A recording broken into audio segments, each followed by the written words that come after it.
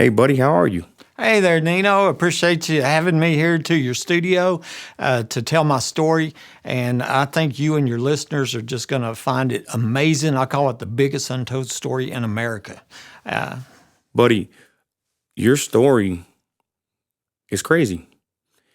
And I think in 2024, people are starting, I'm starting to question reality, but I'm like, man, Buddy Webb seems more and more, like he's telling the truth more and more every day. No disrespect. But ladies and gentlemen, we have a crazy story of people in the attic. And Buddy, let's start from the beginning. Mm-hmm. Yeah, and not only people in the attic, somebody shot me from under my home with burglar alarms going off my attic, So this is a huge story. I'm the first to admit how crazy this is. And I'm very thankful to God that I have all the evidence backing it up. And I'm going to get into that, but from the beginning, as you said, how did this start? I transferred into Midland from Hobbs, New Mexico. Where were you born? I was born in Hobbs, Okay. and so which is only 100 miles away from here, and we're all on top of the same oil field here in the Permian Basin, and so I work for a large gas company, DCP Midstream, half owned by ConocoPhillips. So I worked for a major. Okay. And I was a 25-year company man. I worked in IT, and they transferred me down here for SCADA for automation. And what age were you?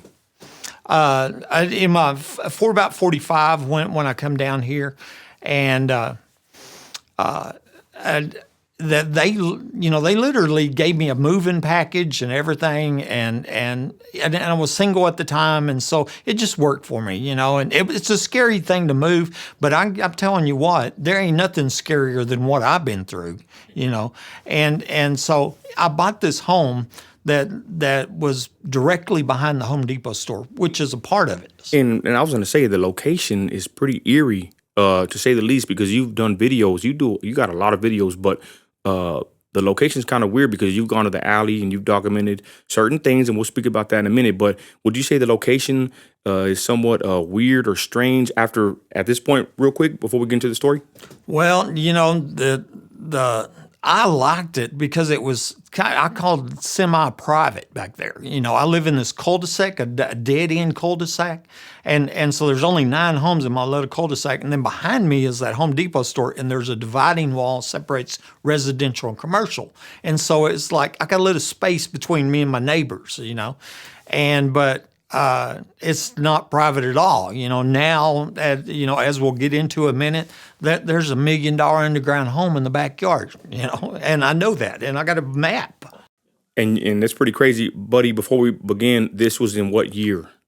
2008, okay? And, okay. And as I said, the previous owner, 27-year-old Michael Lawhine, and he was married to Sarah at the time. I didn't meet them. He was alive when I first looked at the house. I got pictures of the house when I first looked at it, okay? 12 days later, he's dead, okay? And then I bought the house from the widow. She actually dropped the price $35,000 and offered it to me. The ex-wife later told me, "You were chosen to buy this home." I believe that to be true. So $35,000 price drop. I mean, someone could just say this because she wants to just get out of there, but you believe there's something more nefarious? Well, the ex-wife had told me, "You were chosen to buy this home," and I believe that to be true. And so if I was chosen, that would mean that she knew, at least something about that home being rigged. And that's what I call is the home is rigged. Okay, so, Buddy, you show up in 2008, I believe, right, to Midland. You roll into Midland. What's your thoughts of Midland in 2008? Well, then and now, I love Midland, Texas. We got a lot of good people here, and and this part of the country is my part of the country anyway. I like the weather. I like everything about it, and the only problems I've had is with the crime and the corruption. And but even at that, I plan on living the last of my days here in Midland. This is my home. No plans of selling out or leaving? Never. No, I won't. Yeah. So your thoughts were then when you were in Midland? Huh? What were your thoughts then when you entered Midland? Then I mean, it's basically when you move from your hometown to a new town, that's a scary experience in itself, And so you're trying to make friends and establish a routine or whatever, and And now I'm a member of the Midland Gem and Mineral Society. One of my big hobbies is estate sales, garage sales. I do that every week, and I have my friends here that in them different areas and around town, and so like I said, I like Midland, and then of course I have the online stuff that I do with the millions of views and the videos I made. But that's really my goal is truth and justice. Okay. I want the truth to come out, and I as I told you a while ago, there's probably not a question that you can ask me I don't have an answer for. So the lady drops the house for $35,000.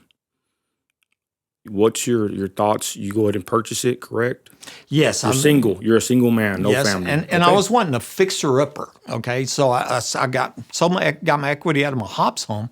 I come over here and I bought this one. I paid cash, and it needed repairs. And so I went in there and I spent my first couple of years. I changed all the carpet out. I painted the entire house. I did that in the first few weeks. I worked and worked and worked on that house to get it, so it's mine. You know what I mean? Every inch of that house I've touched. So what started happening? So I was living there a couple years, okay, and as I said, Mike Lawhon, he dies right there now, and I can hit it later or whenever, but I believe he was murdered, okay. Okay, we'll get to that. And I have the evidence, so we'll get back to that later. But my first, it was a couple years after living there. I heard something and I thought, surely not. I'm questioning myself. Did I actually hear somebody in the attic? And even my wife, she hears things in the attic. Do we have a animal or something? But we'll take us back to that day. The first time you heard something in your attic, because again, this is a crazy story, and you have hundreds of videos on YouTube, million+ viewed. Right. So you hear something in the attic that day. Take us through that day. Yeah, and I tell you what, even probably before that, I come home. And I recognized that there was a sliding glass door open in my house. I knew somebody had been in my house. So I called the police. That was my first report for a burglary, November 9th, 2010. Okay, so that was my first report for a burglary, but not anybody in the attic. And how was the crime in that year? Because we know Midland has been ramping up with the crime. A bunch of people are coming in for work. What was the crime real quick in that area? Well, it's a pretty good area of town, where I live in the northwest side of Midland, I know. It's inside the loop and all that. But that was a burglary there. The police come over. Basically you didn't catch anybody. They didn't do anything. It wasn't reporting people in the attic. I didn't even think about that. It was just somebody had been in my house and I knew it. And I called the police. And actually what I did, I was going through the house and it's like, somebody's been in here. And I straightened a throw rug by my back door. It was on ceramic tile, knowing if you stepped on it, it would slide off crooked. And I don't like crooked rugs or whatever. I'm a little anal. And so anyway, I did it on purpose before I left. And as soon as I come back, I opened the door, I looked down and the rug's crooked. And I was 100% sure somebody had been in my house. Then I found the glass door open, okay, that hadn't been open in 6 months. It was a sliding patio glass door. Okay. So I knew somebody had been in my house. Called the police. This is before the police came, correct? That was the first time I called the police, November 9th. And then they come over, possible 1096. Automatically, I was a 25-year company man, granddad, homeowner, had somebody in my house, and they're automatically calling me crazy right off the bat. The first call? On the first call. Okay. 2 months later, I made my second call for a burglary, and that time I heard somebody in the attic, and I was sure of it. Okay.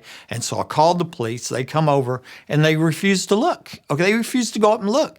And so I was like, I don't know. I was like, well, y'all stay here, and I'll go look. And they didn't even want to do that, And then on this report, it was 1096. That's what they call mental patient, crazy, whatever. I was 1096. Okay? How'd that make you feel? Huh? How'd that make you feel? Well, I didn't know they did it at the time, but at the time I had people breaking into my home and I was sure of it, and the police were here, I really didn't think corruption. I've been a lifetime supporter of police all my life.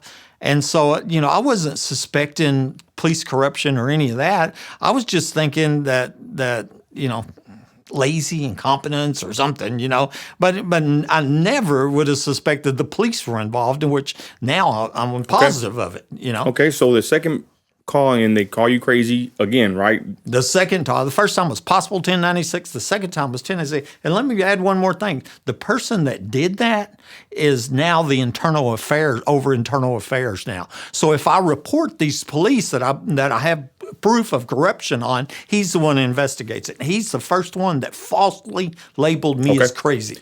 So interesting. And Buddy Webb has receipts, ladies and gentlemen. So, Buddy, let's continue to this fateful night that you were shot. But what happens after the second report? Just lead us to the story. So the second report's January 8th, 2011. It's a year later on January 28th, 2012 when I'm shot, okay?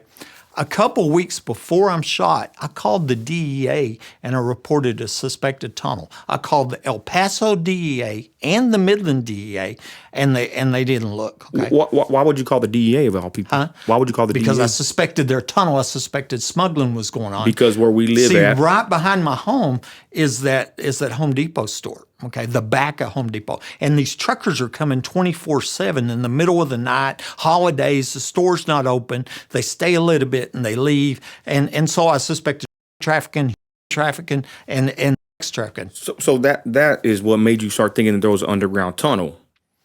Yes, is that fair to say? Yeah. Well, I was starting to wonder. I couldn't figure out how they were getting in my house because I was locking all the doors. I screwed my windows together. I bolted my doors shut. I was installing cameras, and I could find proof that they were in there. I could hear them in there. I couldn't catch them on camera. I later proved after I was shot that they were hacking the cameras. That's another video I have. Absolute proof. They're hacking my cameras. And I've heard about people say about them hacking stuff like that. Buddy, what were you thinking this whole time? Were you like, man, am I crazy? I'm hearing things in the attic, underground. When it first started, you did question yourself. Is this me? Because I didn't have the proof or evidence I do now. And so now after I was shot, that I started hearing calls on my police scanner for other people reporting people in the attic. And it wasn't one of them; it was a bunch of them. I've got it over. Probably a dozen from Midland and Odessa right off the police scanner.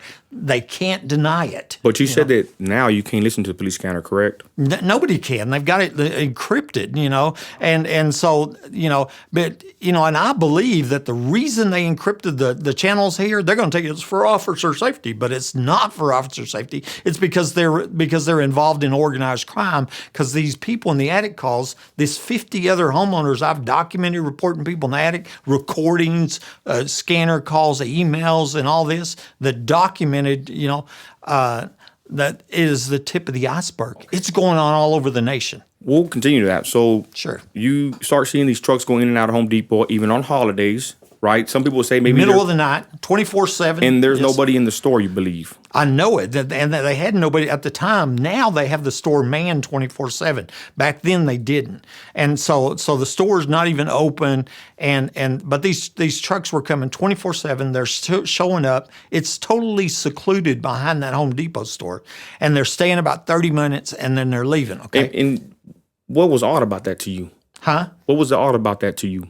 Well, because they're not unloading any freight. Okay, it's like a truck stop there, and they're not unloading freight. Okay, and so two people at their store told me prostitution was going on back there. Okay, I saw a young girl back there one day, as I was driving by, and I would hear people in my attic when a truck would pull up. I have cameras out there, and I'd see this truck pull up, and then and all of a sudden, then the truck would drive off 30 minutes later, an hour later, and then I hear people in my attic again. I was 100% positive the people in my attic were going over, meeting the truckers, and then coming back. They were running like a truck stop, like a sex trafficking business. Okay.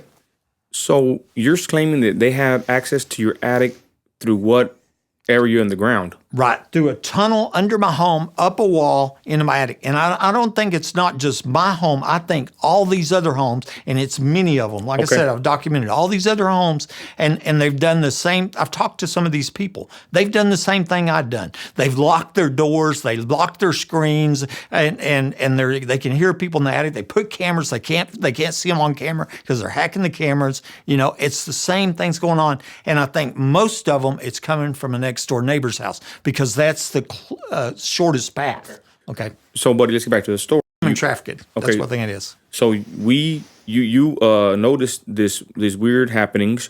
So what do you do at this point? Well, okay, and here we are. I got married there in that year in 2011 after I first reported people in the attic before I shot. Okay, and so we were married 3 months. Whatever. I started to have suspicion that she was connected, and now I'm 100% positive of it. And so I filed divorce. 5 days later, I'm ambushed and shot by somebody under my home, burglar alarms going off the attic. Why do I have burglar alarms in the attic? To prove that these crimes are going on. Because I was thinking I needed proof for the police, not realizing that the police were involved. Once I found out these crimes are going on all over the place, and they're going to them other people's houses, and they're calling them crazy, okay? They're doing the same thing to them that they're doing to me, okay? 2 women, I've got videos on this, told me that they were raped after reporting people in the attic to the police, who called them crazy, okay? And then I have the police scanner calls, and you can hear them. Oh yeah, 1096. Before the police even get there, they're calling them crazy. And then they mislabel the police report. They don't label it a burglary. It's a visa riots or something else. And that's part of the modus operandi for this organized crime. Is what it is. It's organized crime. Okay. So what happens? Okay, here's the day of the shooting. This is the big one, right? Okay, so I'm traveling out of town the next week because of a business meeting. I'm going to Houston. I got my plane tickets and everything. Were you married? I wasn't married. Okay, oh well, no, I was married. Okay, I take that back.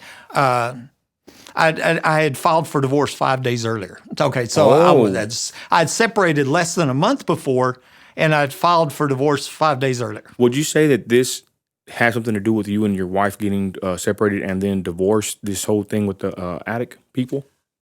No, it was going on before she's there. But I think, I really think she targeted me is really what I believe. Okay, we'll get to that. Okay.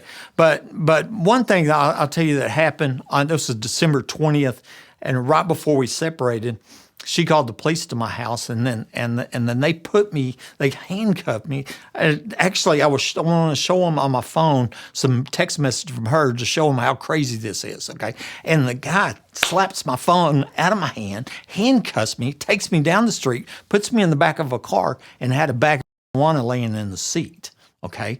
And then when they get in there, they tell me, we better not be called over here again for this stuff. Okay, they were threatening to frame me for drugs, is what was going on. Okay, and I was reporting people in the attic. That was the problem. Of course, now I know they knew there was an underground home in the backyard used for old show parties and all that, but I didn't know that at the time. Okay, so I get back in the house, and the ex-wife tells me, and that's the night I told her I wanted a divorce. Okay, she tells me, we're creating a document trail on you. Okay, and this is. If we skip ahead, okay, and it helps sometimes to skip ahead. After I was shot, the ex-wife's former boyfriend, Arthur Welch, he contacts me. I didn't know him. He said, do you think she had anything to do with the shooting, the ex-wife? And I said, well, I think she's in Lubbock at the time, but I think she knows who did. And he says, well, I think she had a lot to do with the things I heard her say, and she threatened to have me killed too. I've got a document, a print screen, where he's telling me this. Then, 8 years later, he posts on his Facebook that he overheard her planning my murder with her police friends to steal life insurance.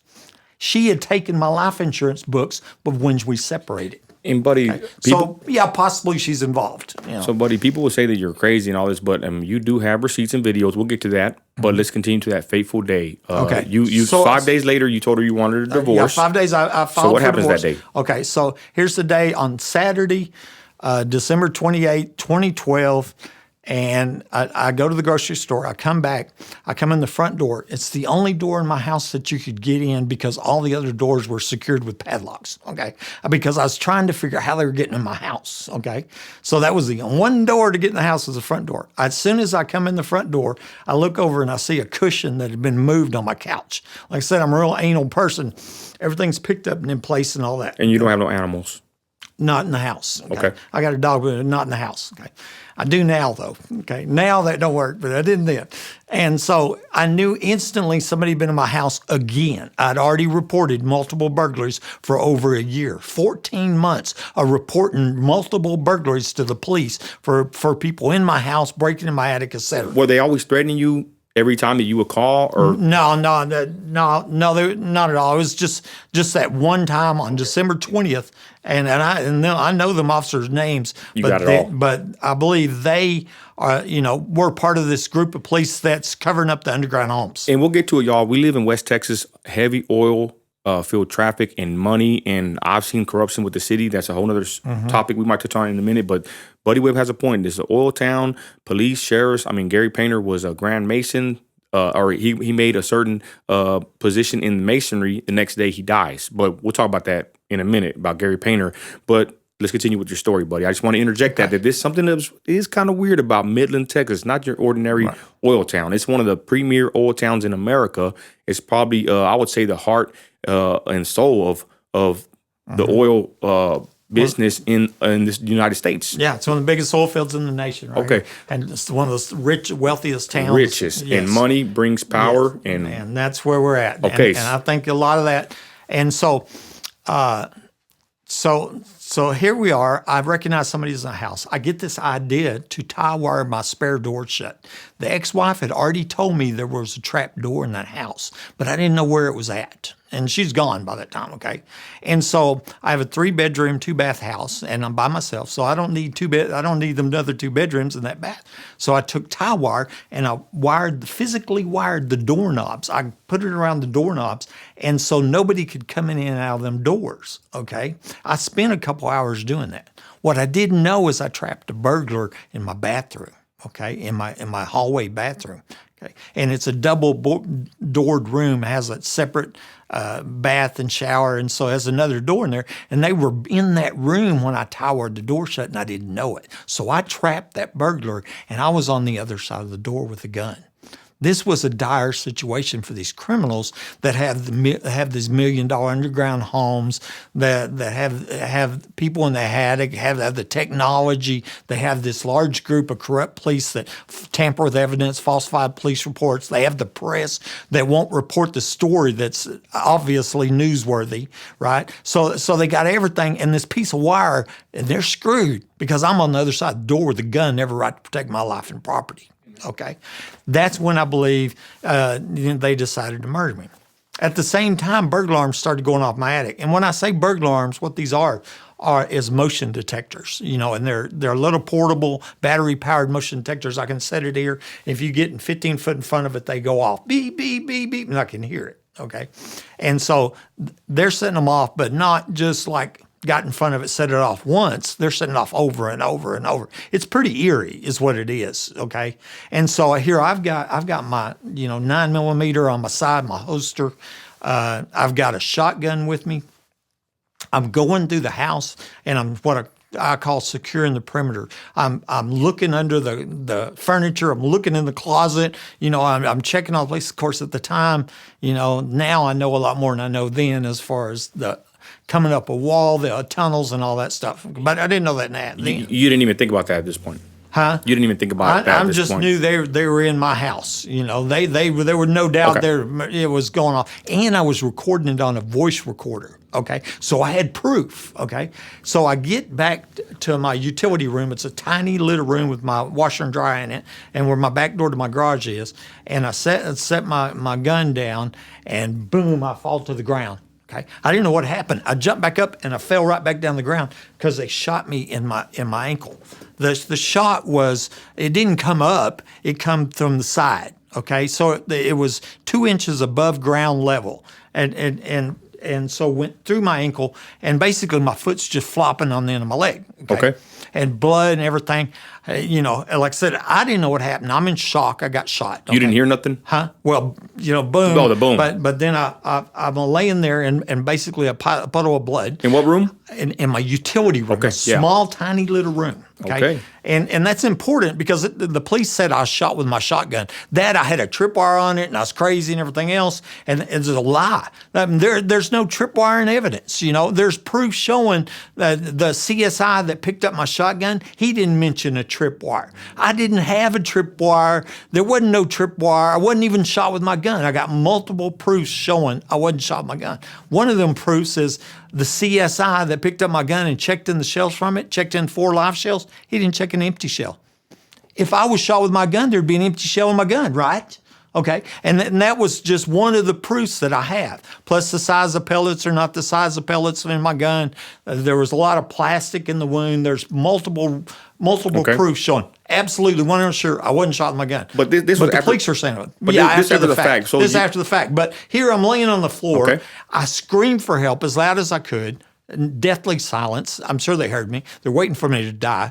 And I had my cordless phone in my pocket, and I usually don't carry a big old cordless phone in my pocket, but my cell phone had gone missing. They had stolen my cell phone earlier in the day, okay? And they disconnected the phone lines. I had no communications. And I don't think you're the kind of person that's just going to misplace things, buddy. You dress sharp. I've seen you on social media. You seem like a very level-headed person, but they took your cell phone, you're saying?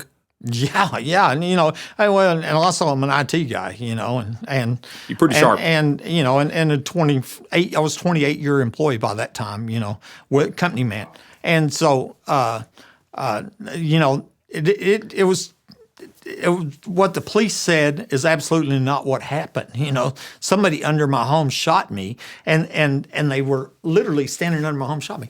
Later, a guy contacts me, Ricky Ronaldo. He said, I used to live in that house. Me and my brother used to go in the tunnels under it. And I've got the print screen of him saying that. And there's a lot of why don't you ask him? Because he said that, There's a lot of talk in Midland about underground tunnels and facilities. We'll get to that in a minute. I've documented all over the place. That's what's interesting about this. You have receipts. So, buddy, you're laying there, you're crying for help. What happens? Right. Well, then I decide to crawl across, because I can't walk. I crawl on my hands and knees to the other side of the house to try to get communication to the phone. I couldn't get the phone to work. The first aid kit in there. I tried to use it, and then at that time I got to get out of here. Did it go through your mind? Did it go through your mind at that point that, hey, I thought I was going to die? But did you? Oh, that's pretty interesting. Yeah. You went to that point, but I'm saying, did you know in your head at that point of the confusion and it was a hectic scene? Did you know that you were shot at that point, or you didn't know? Yeah, I knew I shot, but I had no idea where it come from, what happened. But I knew it was their fault because them burglar alarms going off in the attic, and that was recorded on that voice recorder. Okay, and so then I crawled out on my hands and knees and in front of my house, going to my car, and that was when it was caught on video because my outside security cameras. The only reason I had them in was because of the burglaries I've been reporting. But so this video's on YouTube. I've showed it 1,000 times. And what's interesting, me crawling out. Okay, I screamed help again when I'm outside. None of them neighbors come and help me. Okay. What time was this again? About 10 o'clock, 10:30. And so I screamed for help. And when I did, the lights on my company car go off. The lights on my company car are on when I crawled out. And when I screamed for help, they're turned off. Okay. And I think somebody was sitting in my car. I think it's probably a neighbor. Okay. And they were probably waiting for me to die so they could let out the trapped burglar, because there's a burglar trapped in my house. I didn't know it at the time, but I do now. Okay. Then that bathroom, I trapped it with that tie wire. Okay. But anyway, you can see that on them videos that lights get off. I'll go to my truck, I pull myself in, and I drive to the 7-Eleven store. Okay. And I roll down my window and I tell the guy in the car next to me to call for help. I've been shot. Okay. The next thing I know, a detective shows up named Rosie Rodriguez, climbs into my truck, and I'm like, the cavalry's here. Finally, the police are going to do something, because I wasn't even suspecting that the police were involved, and specifically if Rosie Rodriguez is involved. And then when I got the police reports, I find out where she says she wasn't even there. And then another officer, April Chandler, her partner in crime, said that she climbed in my truck, was giving me first aid. One of them's a blonde, one of them's Hispanic. I know for a fact Rosie Rodriguez climbed in my truck. I find out 2 years later at the protective order hearing that was filed by the ex-wife that they were lifelong friends. They went to elementary school together. But see, this is all in hindsight, right? Yes, this is stuff I found out. Years later. That was that night, so I got to 7-Eleven, and Rosie Rodriguez shows up, which is an important part, okay? And then I make it into the hospital, okay? So I'm up there at the hospital on that evening right there, and what I know now, what I didn't know then, okay, that the X-rays were faked that night by a lab tech named User in Interface. You're supposed to know who all your medical personnel is so they can be accountable. But I know for a fact that the X-rays were faked. They took the X-rays of a guy that had been shot with a shotgun, put my name on them. Is what they did. And the reason they did, because they were trying to say I was shot with a shotgun when that's not what happened. Okay. And so they faked my X-rays, this still secret lab tech. To this day, nobody knows who User in Interface is. Okay. And then they took me into surgery and they cut the back of my foot off. Okay. Based on them faked X-rays. Wow. Okay. They crippled me on purpose for life at the hospital to cover up this failed murder. And come to find out, the ER doctor up there was the brother-in-law of the ex-wife I just filed divorce on. Okay. Well, interesting. Yeah. Okay, buddy, what hospital was this? Here in Midland, Midland Memorial Hospital. And I never call this doctor's name out, the ER doctor or that surgeon that cut the back of my foot off. But I have absolute proof. I've got the videos. I got all the proof in the world showing that these horrific medical crimes happen. I agree. And I'll tell you just an interesting side story here.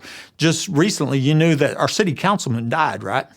Right, Corrales, right? That's a whole nother topic that we're going to get into, but yes. But what you didn't know is that morning I had sent Corrales email along with the mayor and some of the other city council members about these medical crimes, and I told them in there that this should make a decent person sick to the stomach. It's horrific crimes what they committed against me, and then later that day he's died, and a lot of people are saying he committed. Now, I don't know, because they haven't released how he died yet, but that's what I've heard. And so I have to wonder, did it have to do with the email that I sent that morning? Did he know about the underground homes there, which I suspect he did? And was he or part of the obstruction of justice? And before we continue with the story, has anybody from the city or anybody besides me, a local, reporter, whatever they want to call me out here, has anybody else ever tried to listen to you or even help you, buddy? Well, see, I've contacted the press, local, state, and even national press, the news station, you name it, hundreds and hundreds of times, okay? And I still continue to contact them, okay? The only time there was ever anything done was KMID come out right after I shot. They come to my house and they made a video, and and I was showing them where I shot in that room, and I told that lady, I said, it still freaks me out to walk by there, and she goes, freaks me out too, And anyway, she left. She says, yeah, this will be on the news tonight. It never was on the news. I never heard from them again. That was it. And that was the only time. And 50 other homeowners were documented reporting people in the attic, and we ain't got a news story. That's a cover-up. Okay, buddy. So you leave the hospital. Of course, you're learning all this stuff I'm later. there 10 days. Okay. During this 10 days, they had the first surgery that night. What they did, they took the X-rays of somebody else, put my name on it. That guy was missing his heel bone. They took me into surgery. They cut my heel bone off. So they crippled me for life at that night. Then, plus they cut a big hole in my foot to make it look like I shot with a shotgun when that's not what happened. Then they come back in and tried to talk me into allowing them to cut my leg off at the knee. I have it documented over 10 times where they're amputation. What were they saying? Okay, huh? Well, why were they saying to cut it off? We don't off? think your leg's going to be useful anymore. We think you need to, and see. And your leg, you look perfectly healthy. What happened was I was in the hospital. They come in and they were telling me they were recommending an amputation, below the knee amputation.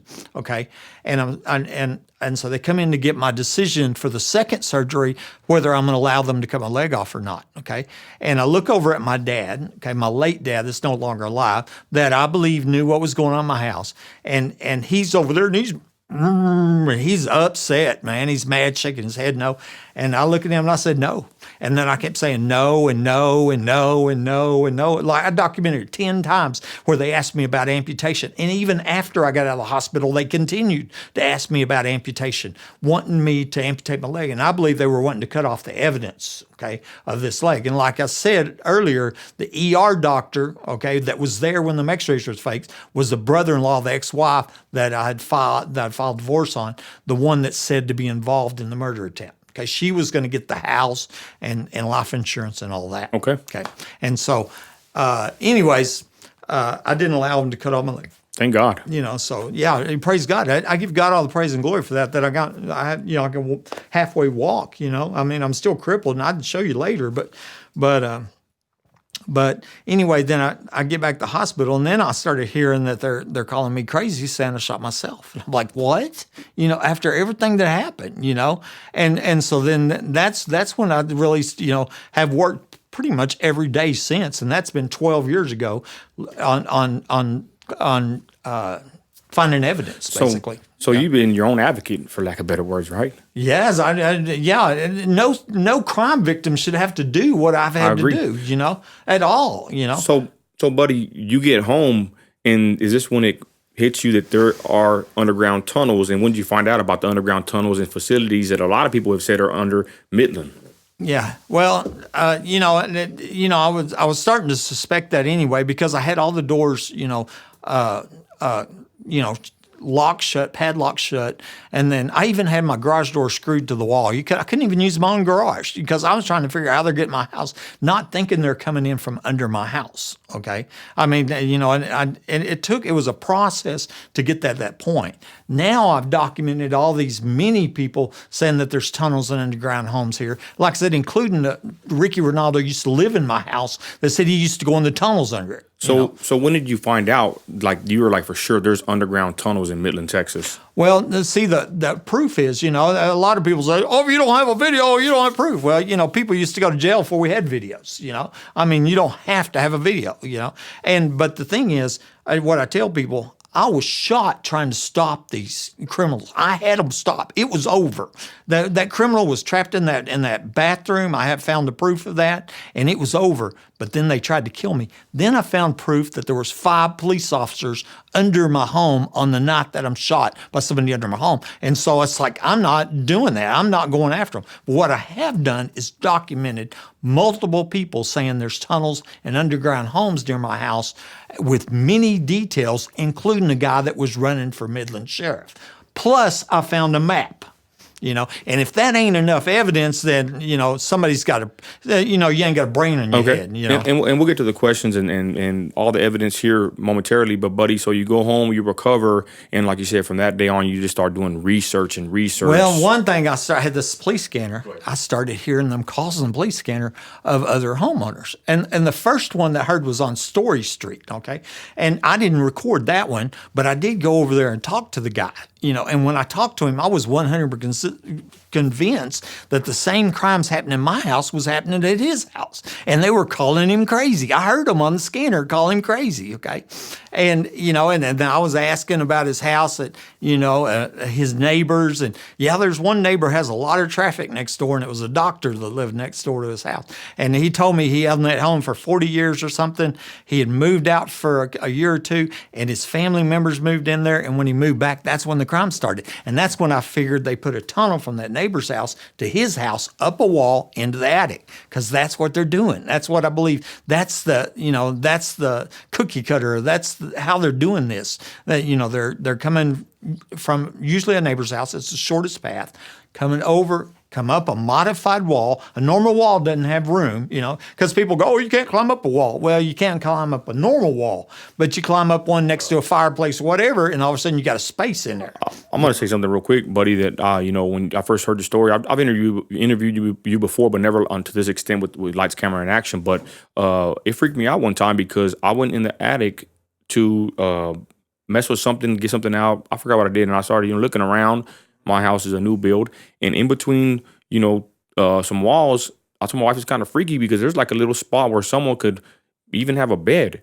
And I thought about you, but I said, I've never seen this in my own house, that there's actually a spot where, it's a room within the house that we never knew was there. And I'm not going to lie, it was kind of creepy and eerie to look down. And I'm like, man, I'd hate to see somebody looking up at me. So you are right. There are sections in a house where not just one man, but many men could probably, sit, relax. Who knows? But go Oh, ahead. I have a lot of space. I'd stand up straight up. I'm Yeah, no, 6 yeah. foot tall in my Yeah. attic. But even more than that, I believe there's in my attic there's probably a false ceiling, and that's where they sleep. Okay, and so you go in there, you can't tell that. You know, when you're up in the attic. And I had a guy on Facebook told me, he says, yeah, he says I used to work for a security company, and for yachts and wealthy people, we would build false ceilings in their yacht or in their house, and that was their like safe room. And if somebody come in, they had to hide. That's where they hide because it's a perfect hiding place, you know. And I think that's what's happening here because I have a video where I had a camera up there and dust was falling in front of that camera, and it was a perfectly windless day. Plus burglar alarms are going off that day, and so I think somebody was above it, you know. But Buddy ain't going up there because I ain't going to get shot and have the Midland police cover Not it help up. you. Yeah. You know. So okay, so buddy, you believe there's corruption. We'll talk about that in a minute. But basically, so you've been living, you know, these last couple or a lot of years, you know, dealing with this. What is the deal with the underground bunkers and facilities in the oil show? There we go. Okay, and so. Let me just start on some of the evidence. A woman calls me. I recorded it. This is a YouTube video. She tells me that there's 4 3-bedroom homes buried at least 25 foot deep, each costing over $1 million a piece, and they're having fall parties down there. Okay, I've got a recording. It's not Buddy said, she said, none of that. Okay, that's out there. It's one person. Another person, Rhonda Denman, I think Rogers, she contacts me on Facebook. We're chatting on Facebook Messenger, and I said, there's underground facility somewhere by here. And she goes, I know, it's a half block away. I took a print screen of it. Got 2 people. She didn't say 1.5 blocks, 3.5 blocks, 5 blocks. She knew exactly where it was. It's a half block away. Okay. Then a third woman, she contacts me from Houston. She's a CAD programmer. Okay. And I talked to her on the phone. I recorded her. I got print screens of her. And she told me, she says, I worked on that project. And I said, oh, yeah. And she says, yeah, we finished in 1987 with a budget of $7.35 million on permit. It was called the Safe House Project. It was put in for the Bushes. And Midland is the hometown of the Bushes. Yeah, and it is. That's right. And back in 87, George W. Bush, the dad, was vice president under Reagan. And actually, that's when the Iran-Contra stuff was going on. Okay, you know, and that's when it was happening. Was 87. Okay, so when she said it was finished, and so, but keep in mind, she said 7.35 million on permit. Okay, another woman, Julia Weidman, she saw this. I'll make a video out of it and all that. She drives down from Dallas because she's an expert in these underground permit things. Okay, she sets up a meeting with the city of Midland with James Rawls. Okay, and then to get them permits, and she knows all the numbers and all that stuff. She's an expert in that. Okay, then she sends me an email. I have this email from her right now, and she told me how he, with a smile on his face, told her how all the permits got accidentally deleted. You know, so here I'm told that it's $7.35 million on permit, and all the permits got accidentally deleted. You know, and she says then when I asked him about the basement under the Home Depot store, it clearly unnerved him. You know, and that's in her email that she wrote me. You know, I later found out he used to work for Home Depot. Wow. And, you know, James Rawls did. But anyways, another person. Okay, she contacts me. She says, "Go look up your home on Google Maps." Okay. And so I did. And what I saw was on the map screen, it showed a large bunker in my backyard. Okay. But when you flipped over to the satellite screen from above ground, you couldn't see it. There's no building there, but it was on the map screen. That's one of the 4 underground homes, okay, obviously. And so I used to post, I've got a meme where I posted on Facebook, go to maps.google.com, put in my address, 3802 Fair Circle, look in my backyard, look on the map screen, look on the satellite screen, okay.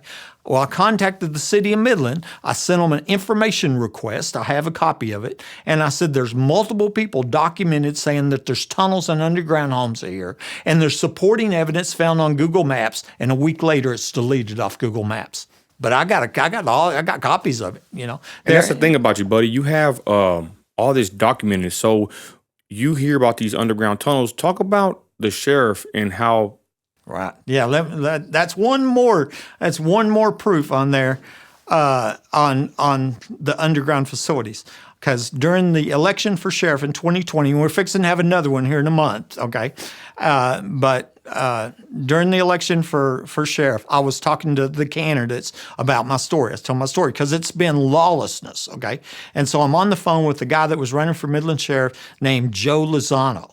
Okay, and I'm going through this list of evidence. I'm telling him about these underground homes. Same thing I just told you. But who is Joe Lozano? Because even his last name, who is Joe Lozano? Do you know? Yeah.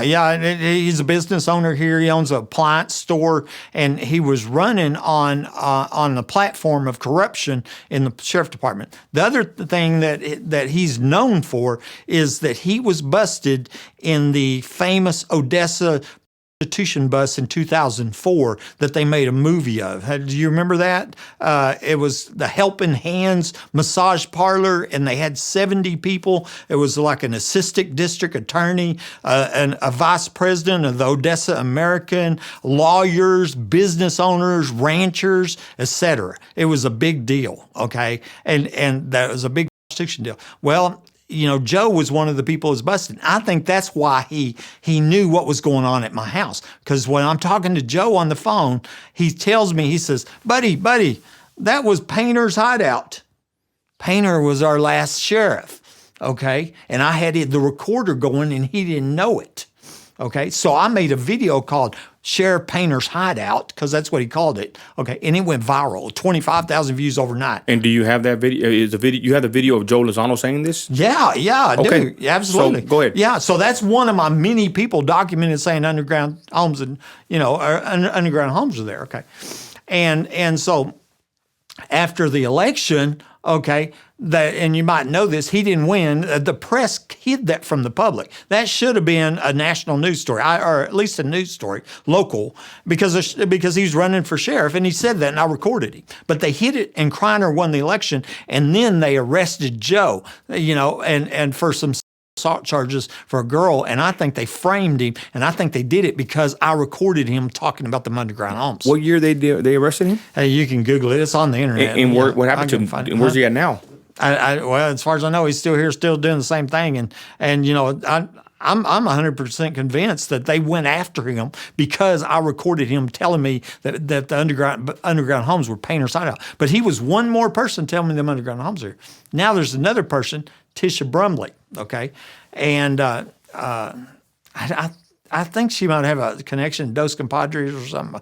I don't know, but anyways, I know she's my Facebook friend. She contacted me. She says my sister used to go to the mole show parties, and you're exactly right. They are in the underground homes, and that's exactly what I thought. Buddy, okay? and what's an oil show party out in West Texas? Exactly. Let me explain that. Every 2 years, the Permian Basin International Oil Show, it's a convention like they have in Vegas. So leaders in the oil industry from all over the world, very wealthy people, fly into Midland, Odessa, and they share technology for this 1 week. Every other year, okay? During that time, you have after-hour parties put on by wealthy oil men. They're real famous. Anybody who's lived here has heard of these oil show parties, okay? And they're pretty much invite only, okay? I've heard about them all my life, but I've never been invited, never been to one, okay? Well, I didn't know where they're at. Now I know where they're at. They were in the underground homes. And one of the underground homes is in my backyard. And here's where I believe, and I'm 100% convinced of this, the people going to the oil show were parking at the Midland Home Depot parking lot. Okay, they were going to that store, going underground that store, and behind Home Depot is a tunnel cut coming to my house. I found it on Google Earth Maps. Okay, just as clear as day, you can see where they cut that tunnel to my house. The asphalt's a different color. Okay, and then in my backyard's one of the underground homes. That's where the oil show parties were going on. Okay, 2010, my friend from work, Angie McGee Hurley, tells me about a young girl that's murdered at a 2010 oil show party that she was at because that girl didn't want to. Okay. At the time, Angie was leaving my home and at the parties in 5 minutes. I know this because we were talking on the phone while she drove there. And I believe she drove from my house around to the front of Home Depot and parked and went down and come back in that tunnel back to my house. And this is where it happened at. I tried to get Angie to report this murder like normal people would, okay? And she was afraid and told me high-level police were also at the parties, okay? And then it was a year and a half later, I'm shot with my phone lines cut by somebody under my home, okay? And then I later find proof that 5 Midland police officers were under my home that night. Davis, Dickey, Chatwell, Angel, and Hale. I've called them out by names many times. I have the evidence. I have the proof showing that they're under my home. Yeah. Okay. And So with the oil field parties and the tunnels, because you said that this was basically government funded, right? That this SAFE Act or whatever to build them, right? To build the facilities. It's documented. We wonder that. I saw maybe. I have another story about Home Depot or about Homeland Security. Okay. Okay. In 2019. Okay, I took this evidence, which included the map from Home Depot to my house, showing where the tunnel was at. I told them about the girl being murdered and all that. I went down to the Midland Police Department, met with Homeland Security. Okay, they called me up on July 2nd, 2019, and wanted me to meet them at the Home Depot store. Okay, and actually, what they did, they were first going to come to my house, and then they said, "Wait a minute, we got an emergency come up." And so I said, okay. And so I had to wait for a few hours. And then meet me at the Home Depot store. So I did, okay. At the same time, I didn't know it at that time, but I know now, at the same time, Vice President Mike Pence had to fly back to Washington for an emergency. Okay, and I believe the emergency was in Midland, Texas. Mike Pence had been in Midland 2 months earlier meeting the oil company leaders, and that's in the news. And it was in April 17th, I think, when he was at a drilling rig. Okay, and I think they offered him, a donation if he'll help cover up these crimes and murders connected with these underground oil show parties. Okay, that just makes sense. But anyway, Pence flew back the same day. Emergency. He had an emergency. Homeland had an emergency. They wanted to meet me at Homeland or at Home Depot. Well, I get over there and I'm thinking, finally something's going to happen, and I'm excited, finally after all this time. And I get over here and it was Cervantes, DHS Cervantes was his name. He gets over there and he catches me off guard and he says, "I don't know why you don't just sell that home if you're living under the threat of death."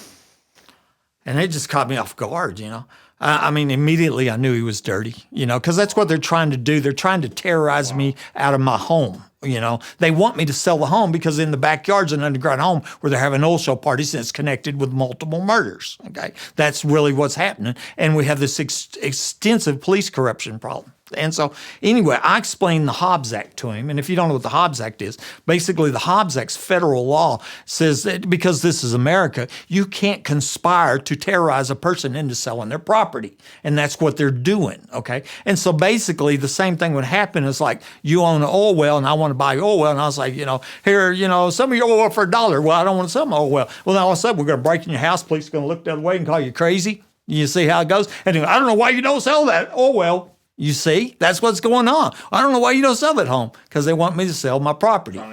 They're trying to terrorize me out of my home. And that's 20 years in prison, violation of the Hobbs Act. Okay. Well, then we went around the back of Home Depot, and I showed them where I believe that tunnel was at. We were back there, and I showed them in my backyard where I believe the underground home's at. We found it on Google Maps, Google Earth, where I found the tunnel was at, okay? And I showed them this 2 side-by-side manholes and where the truckers were coming 24/7. I was thinking, a sex trafficking business going on and all that, okay? 2 weeks later, I get home, and they're digging up the ground and pouring concrete back there. I get it on video. It goes viral. You got this proof. Yeah. I just met Homeland there, and on July 2nd, and then on July 17th, they're digging up the ground, pouring concrete back there. And I think they're covering it up. And then about another week later, U.S. Congressman Mike Conaway announces his retirement. Okay.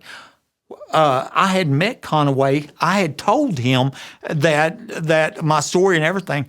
I had found out his brother-in-law used to live across the street. I think the reason that Conaway retired as senior U.S. congressman was because he knew about them underground homes that I had reported to him, which would include these murders. Okay. Buddy, I guess the naysayers, a lot of people believe you. My producer, Christy, believes you. There's some people that don't believe you. They call you crazy. What would you say? I wouldn't trust them people. What would you say to the people that call you crazy, buddy? Go ahead. Huh? What would you say to the people that call you crazy? I would say, maybe they want to get a good lawyer, because, I'm with this much evidence, I think it's pretty clear that old Buddy's not crazy. You know what I mean? I got all these people documented saying tunnels underground, homes here, including the map. I got all these 50 people documented saying, that there's people in the attic. And let me tell you another story here. A local businessman, he owns a brewery here in Midland named Aaron Packelhofer. He contacts me on Facebook and he says, Buddy, there was 4 people murdered, died in your house. You know their names? 4 people before they cut my phone lines and shot me. Okay. And I believe they murdered the guy that lived there before me. Remember I told you about him earlier? I found evidence about that. Okay? What evidence did you find? Okay. So here's Mike, that 27 years old, dies right before I moved in the house. They told me it was an accident. I didn't know where he died, how he died, nothing, and didn't even suspect anything. Okay. Well, then once everything started happening to me, I Googled his name. Okay. And then I found that the Odessa American posted a death notice for him saying that he died in Fort Worth. Okay. 4 days later, they posted a second death notice and said that he died at his residence. They changed the location of death. There was 2 death notices for him posted by the Odessa American. My neighbor lived across the street, Marilyn DeLuigi, told me twice that Mike died in my house. And one time she says, I should know, right? And yeah, you should know. You live right across the street. Okay. I tried to get the police reports for the time Mike died, and I've got the information request where I wrote it, and I said, I suspect Mike Lawhon was murdered here. I want the police report for my own house that I was shot in, and I was denied access to them. And I believe them police reports will prove that Mike died there. Okay, and that proves and Mike Lawhon or Aaron Packelhofer said 4 people died here. I think he's one of them. I think they killed him there and took him to Fort Worth to his mom's house. And then it was the week before the 2008 oil show parties were going to start in the backyard. In his backyard. That's when he died. And then I'm moving into town, don't know any different, buy this house and here I'm, with, excitement and joy and new home and remodeling all that and had no idea, and I was later told, a lady told me she was a friend, one of Mike's friends, and he was always talking about people breaking into his house. No way. He was reporting the same crime. I got a print screen of her saying that. See, that's what I keep these documents, I got this proof, Okay. And Buddy, the other 3 people, you don't know who they was? Huh? The other 3, you don't know who they could be? Well, I have an idea. Okay, so that's one. Okay, and then the second one, Marilyn DeLuigi, the neighbor lived across the street. Okay, she told me not only did Mike die in my house, she said that another guy died there before him. Okay, and that's one reason I was wanting them police reports, because she told me that. 3 months before Mike Lawhon died, there's a guy out of Odessa, Rini Escobar Sanchez, that went missing. He's still missing to this day. Okay, I sent the Odessa Crime Stopper tips, and I suggested to look in my backyard, specifically on the west side, because when I moved in there, I found half-buried, cut-up clothes, and I smelled the death smell over there, okay? But I didn't know where Mike died at the time or how he died or any of that, and so I didn't report it then. But then 4 or 5 years later, after everything's gone on, I was suggesting they come here. Well, as soon as I start suggesting that they pull over this guy and they arrest him for he confesses to Rini's murder, okay? And they show this picture in the Odessa American. He's like this. He's just like smiling, and he just confessed to murder. And I've posted this on Facebook. I said, does it look like he won the lottery or he just confessed to murder? And I think they bribed him to confess so they wouldn't have to come to my home and dig, okay? Because you start digging in my home, you're going to dig up these tunnels and underground homes there, And the other thing I found with Rini, or possible that's tied into Rini, when I bought that house, I have a picture. I took pictures, and there was a rug in the living room, a big gray rug, and I have a picture of it. When I bought the house as is, and I removed that rug, there's this big ugly stain. Looked like somebody had died there. Looked like they was covering it up. And the fireplace rock, it looked like there was a bullet hole. And I wonder if Rini wasn't killed there, and he was the second person. And then the third person, I think, might have been the young girl that Angie told me about at the oil show party in 2010 that was crying, didn't want to, and then didn't wake up. They were drugging them girls at 11 o'clock each night. She would put me on hold, go get her pill, and then a little bit later she'd be sleepy and go to sleep. And and this girl didn't wake up. That's what she told me. She didn't wake up. And the fourth? Huh? And the fourth? You don't know? I don't know. Okay, buddy, as we're winding down the interview, we're at an hour now, but I'm going to ask you this. I won't talk about the corruption, but probably another episode. But buddy, what about your YouTube channel and I would say your infamy in Midland, Texas? Can you touch on, what you got going, why you started documenting? And I asked you if you're even monetized. You said you're not monetized on YouTube, which you probably could. Touch on your YouTube channel real quick. Go ahead. Okay. Well, Facebook, that's my number one thing. I write little stories on there, and a lot of times I use that to make my videos off of because I write a little story on there.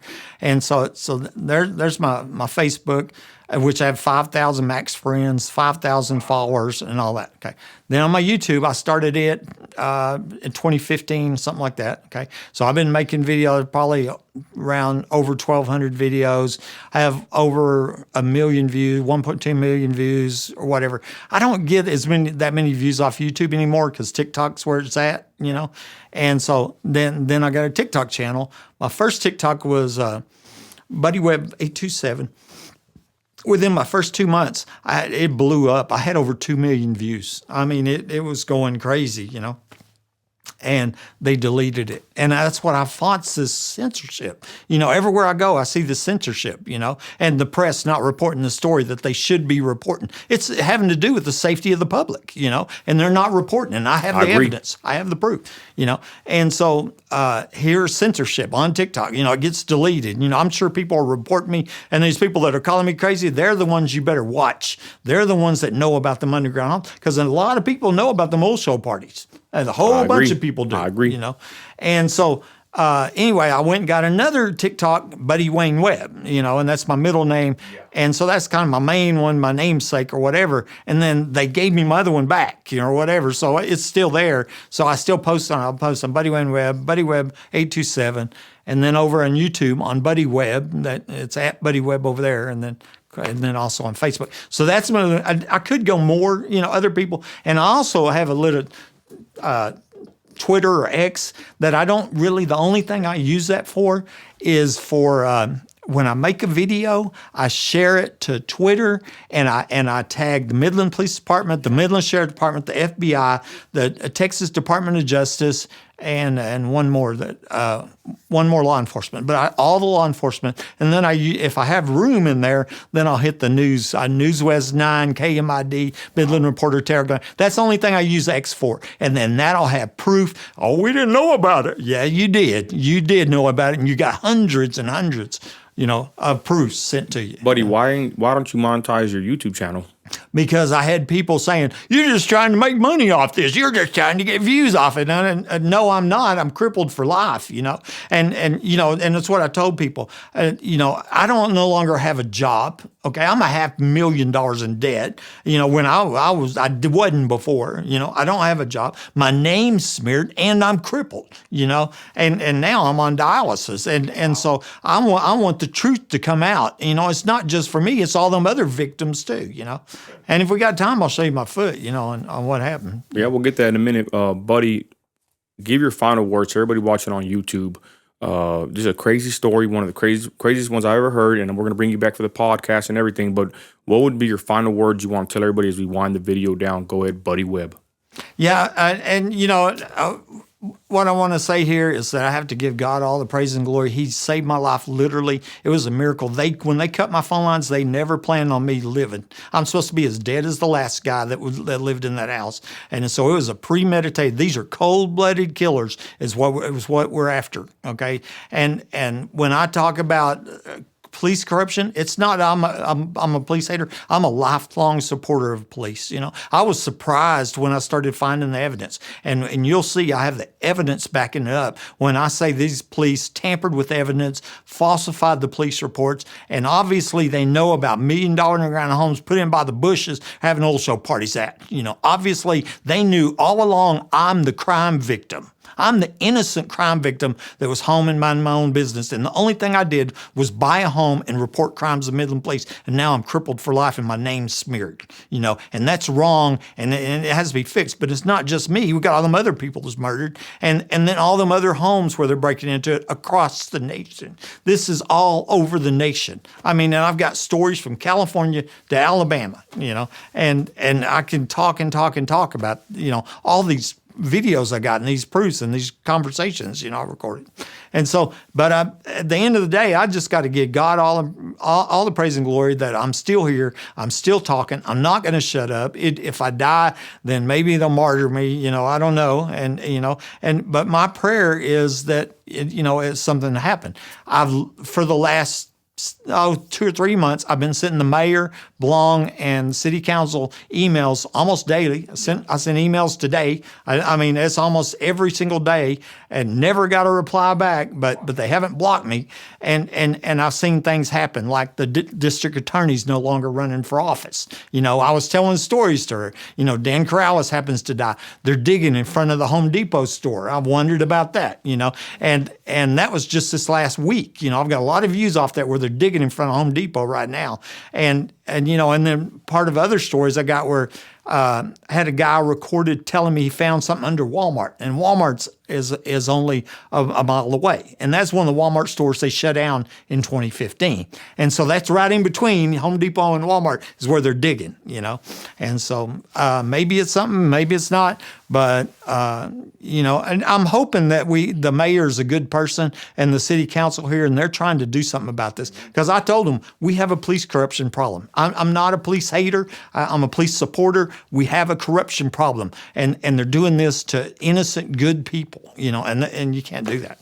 Well, Buddy Webb, your story is very interesting. I thank you for coming here and sharing this. We're going to drop more videos, and God willingly, you will get justice. Real quick question: do you think you will ever get justice? Well, I've waited, and I'm thinking, it's coming up, and here I'm 12 years down the road, But all this time, slowly, more and more has been revealed. Because back when they shot me, all I had was a crazy story. And I'm the first to admit how crazy it is. But now, nobody can call me crazy with 50. You got to call all them other homeowners crazy. You know what I mean? And then I'm going to start putting the finger back on you because there's something wrong with you to call me crazy. I'm thinking you have something to do. My first question, what do you know about these pedophile parties? What do you know about these 4 murders in my house before they shot me? Where were you at? That's what I started asking them, Okay. Well, ladies and gentlemen, it's Buddy Webb from Midland, Texas, and we appreciate you telling your story, buddy. God bless you, Neil. And God bless you, brother, and thank you for it. Thank you. Appreciate it.